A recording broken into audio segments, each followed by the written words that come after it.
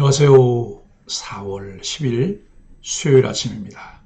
말씀과 함께 새롭게 오는 소망의 아침을 시작하겠습니다.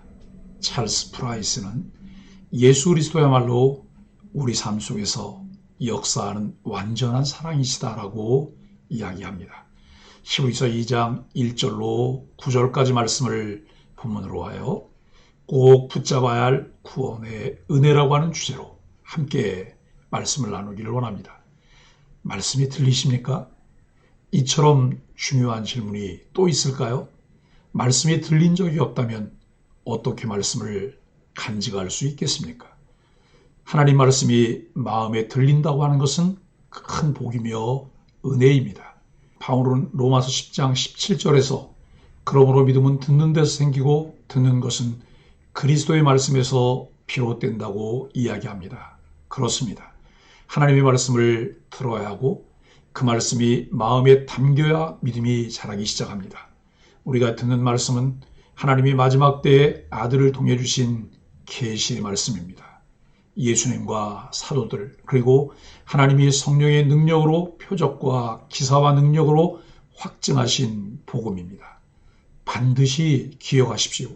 히브리서 기자는 들은 것에 더욱 유념하라고 명령하면서 그러지 않으면 자기도 모르는 사이에 복음으로부터 흘러 떠내려간다고 경고했습니다. 20세기 성경학자인 F.F. 브루스는 이렇게 말합니다. 복음의 진리와 교훈을 가볍게 취급해서는 안 된다. 그것들은 가장 중요한 것이며 생명과 죽음의 문제와도 연결된다. 따라서 어떤 대가를 치르더라도 그것들을 소중히 여기고 그 가르침에 순종해야 한다.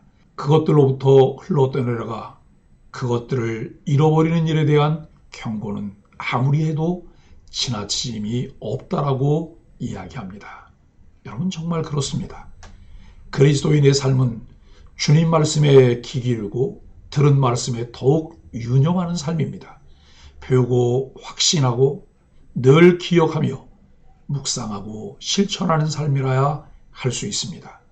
이 일상의 거센 물결에 흘러 떠내려가지 않도록 말씀을 유념해 들으며 날마다 하나님이 주시는 영광스럽고 행복하고 기쁜 삶을 사십시오. 성경에는 축복뿐 아니라 경고도 등장하고 있다고 1절로 4절은 말씀합니다.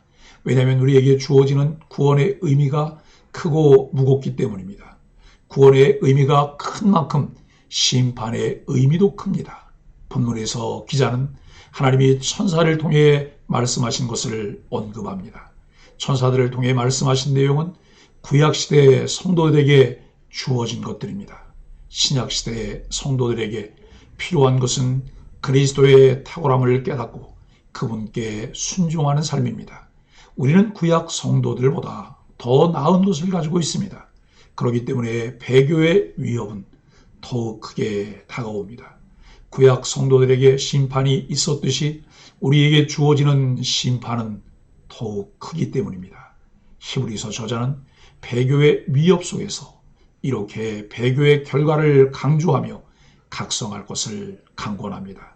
경고는 때로 우리를 두렵게 만들지만 결과적으로는 그리스도인으로서 더 합당하게 살아가도록 채찍질합니다. 그리스도인으로 또한 교회 구성원으로 사는 것은 만만한 일이 아닙니다. 그리스도인으로 살아가는 것은 특권과 복일 뿐 아니라 신실하게 살아갈 의무이기도 합니다. 오늘 본문에서는 그리스도께서 천사보다 더 우월한 이유가 제시되고 있습니다. 하나님은 세상을 천사들에게 복종케 하시지 않고 그리스도께 복종케 하셨습니다. 그러므로 우리는 새 언약의 탁월함을 깨닫고 신실함 가운데 인내하며 그리스도를 따라야 합니다. 그리스도께 주어진 것은 영광과 존귀입니다. 곧 그리스도께서 통치권을 받으십니다. 그리스도께서 만물을 통치하시는 통치자시기 때문에 우리는 인내로 믿음의 싸움을 경주할 수 있습니다. 그리스도께서도 고난받으실 시간이 있었습니다. 그러나 그분은 결국 영광과 존귀의 관을 쓰셨습니다. 인내는 쓰지만 그 열매는 달다는 격언이 있습니다. 십자가 없는 영광은 없습니다. 그것은 그리스도의 발자취를 따르는 그리스도인들에게 용기를 주는 말씀입니다. 그리스도인들이 고난의 시간을 지날지라도 결국 하나님이 당신의 백성을 영광과 존귀에 관할 수도록 인도하십니다. 히브리서 3장 14절은 우리가 처음에 가졌던 확신을 끝까지 지키면 모든 것을 그리스도와 함께 누리게 될 것이라 말씀합니다. 체중 감량보다 힘든 것이 감량한 체중을 꾸준히 유지하는 것입니다. 왜냐하면 이전에 식습관과 생활습관으로 돌아가려는 유혹이 많기 때문입니다. 유지가 어려운 것은 신앙생활도 마찬가지입니다. 하나님의 자녀로 세상을 살아갈 때 죄인의 모습으로 돌아가지 않고 믿음을 유지하기 위해서는 부단히 노력해야 합니다. 세상 풍조에 흔들리지 않고 믿음을 지키기 위해 힘써야 할 것은 무엇일까요? 1절로 4절은 귀한 구원입니다. 히브리서 기자는 수신자들에게 들은 것을 유념하라고 권면합니다. 여기서 들은 것은 복음입니다. 또한 유념한다는 것은 마음에 굳게 간직한다는 의미입니다. 복음을 마음에 굳게 간직하면 구원받기 이전으로 돌아가지 않습니다. 견고하게 자리 잡은 믿음이 마음을 지켜주기 때문입니다. 세상 풍조는 우리를 송두리째 흔들 만큼 거셉니다. 세상 풍조는 무엇입니까? 교회가 가르치는 것과 다른 것을 이야기합니다. 부정적인 이야기, 사실이 아닌 이야기를 옮기며 사람들의 마음을 흔들고 선동하는 것이 세상의 풍조들입니다. 칭찬하는 말과 사람을 세우가는 말이 믿음을 굳게 자리 잡도록 돕는 사람의 역할입니다. 건강한 교회를 세워가는 신실한 일꾼들은 이러한 분명한 의식이 있는 사람들입니다. 악한 세상은 때로 유혹의 모습으로, 때로 협박의 모습으로 나타나 우리를 위협합니다. 이때 떠내려가지 않으려면 복음의 메시지를 굳게 붙잡아야 합니다. 구원을 등한히 여기면 보응을 피할 수 없음을 3절이 말씀합니다. 율법의 엄격함보다 더 무거운 책임이 따르는 것이 구원입니다. 구원은 하나님의 자녀가 되는 것을 의미합니다. 하나님은 당신의 자녀가 잘못된 길로 빠져들지 않도록 견실히 징계하시는 분입니다. 우리는 값없이 구원을 받았지만 하나님은 아들의 생명을 내어주셔야 했습니다. 우리가 받은 구원은 값을 매길 수 없을 만큼 귀한 것입니다.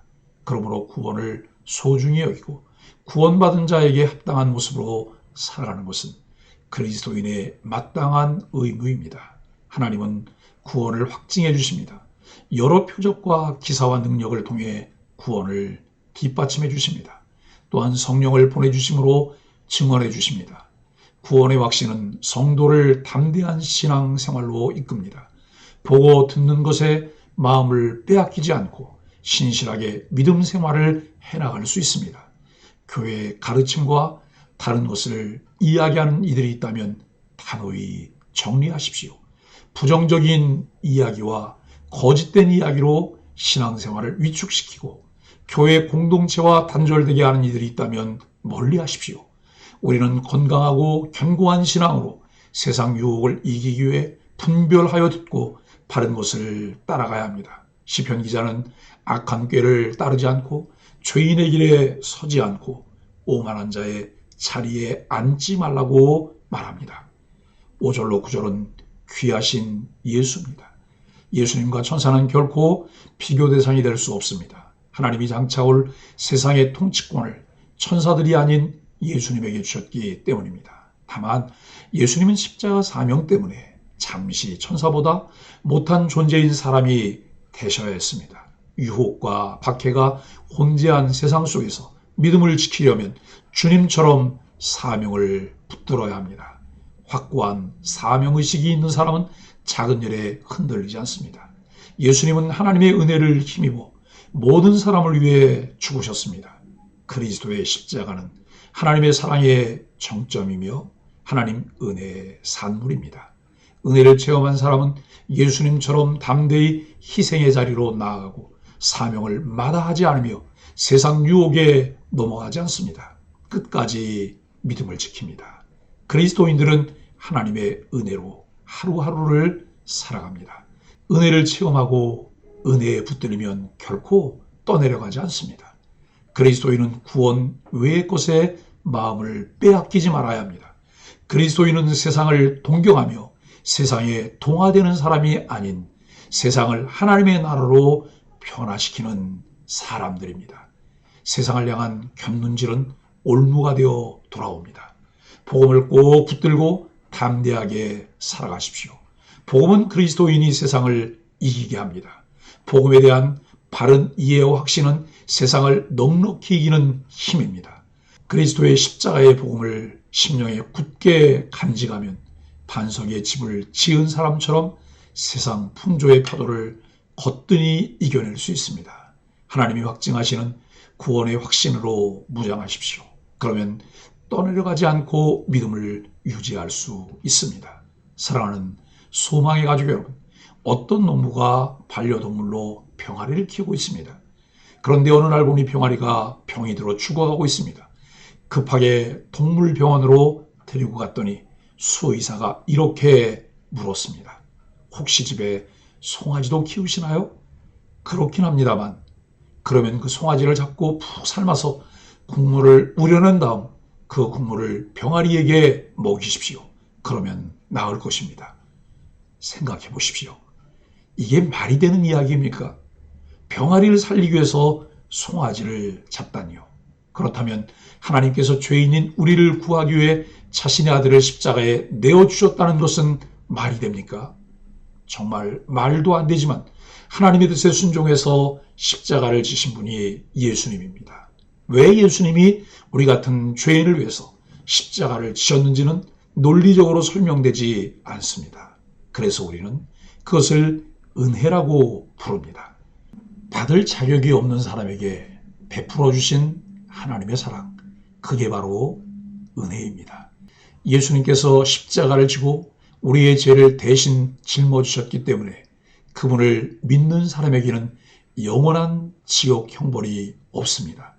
대신 그분을 믿는 사람은 하나님의 양자가 됩니다. 그래서 하나님을 아버지라고 부를 수 있게 되었습니다. 예수님은 단지 좋은 이야기를 들려준 훌륭한 스승이 아닙니다. 예수님은 우리를 위해서 자신의 생명을 내어놓으셨습니다.